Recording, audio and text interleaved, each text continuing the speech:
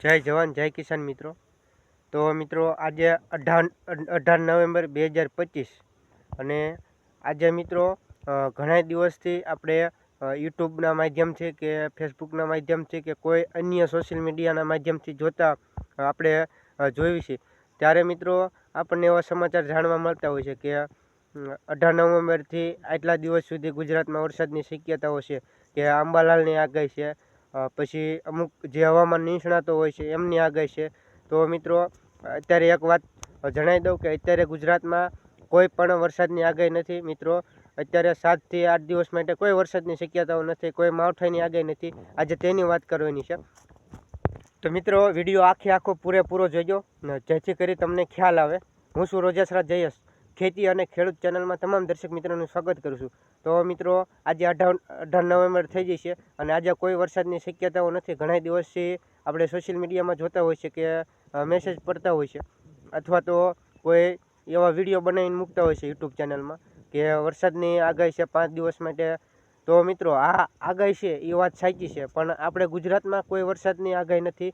કોઈએ ડરવાની જરૂર નથી અને કોઈએ ખોટી જે માહિતી આપતા હોય છે એમાં કોઈએ પડવાની જરૂર નથી. અને આપણે જે ખેતીવાડીના કામ છે એ રાબેતા મુજબ કરતા રહેવું. જેમ કે આ કપાસ વીણવાનો હોય, કોઈ અન્ય ખેતીના કામ હોય, પછી આ શિયાળુ સિઝનની વાવણી હોય, એ આપણે રાબેતા મુજબ જે રીતે કરતા હોય એ રીતે કરતા રહેવું. કોઈ ખોટી અફવામાં આવવું નહીં, જેથી કરી કોઈ ખેડૂત છે એ હેરાન ન થાય. કારણ કે આ એક તો આપણે ભારે માવઠું એનો સામનો કર્યો છે બધા ખેડૂત મિત્રો, અને પાક પણ નિષ્ફળ થઈ ગયો છે.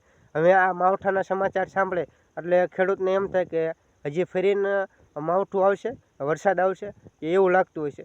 પણ મિત્રો કોઈ અત્યારે ડરવાની જરૂર નથી. 18 નવેમ્બર, 19 નવેમ્બર, 20 નવેમ્બર કે આજથી 7 થી 8 દિવસ સુધી કોઈ વરસાદની કે કોઈ માવઠાની શક્યતા નથી મિત્રો.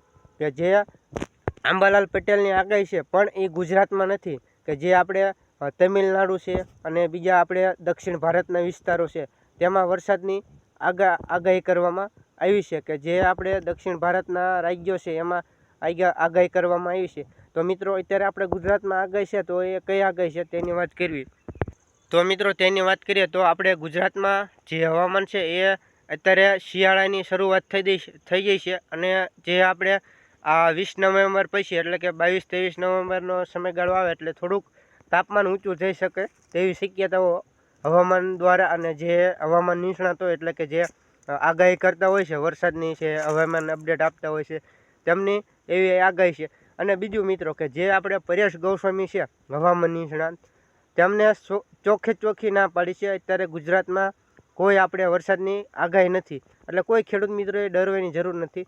જે પણ ખેડૂત મિત્રના કામ હોય એ આસાનીથી તમે જે મુજબ આપણે ખેતીવાડીમાં કરતા હોય એ રીતે કરવાનું ચાલુ રાખવું, જેથી કરી કોઈ ખેડૂત મિત્રો હેરાન ન થાય.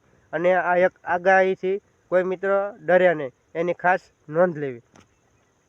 જે મિત્રો આપણે વાત કરીએ તો અત્યારે જે તાપમાન છે એ 35 ડિગ્રી સોરી મિત્રો, જે તાપમાન છે એ 30 ડિગ્રી આજુબાજુ હોય પણ અત્યારે જોવા મળે છે કે અત્યારે શિયાળાનો ઋતુ બે જાય છે અને 28 ડિગ્રી હોય, 29 ને 30 ડિગ્રી આજુબાજુ જોવા મળશે.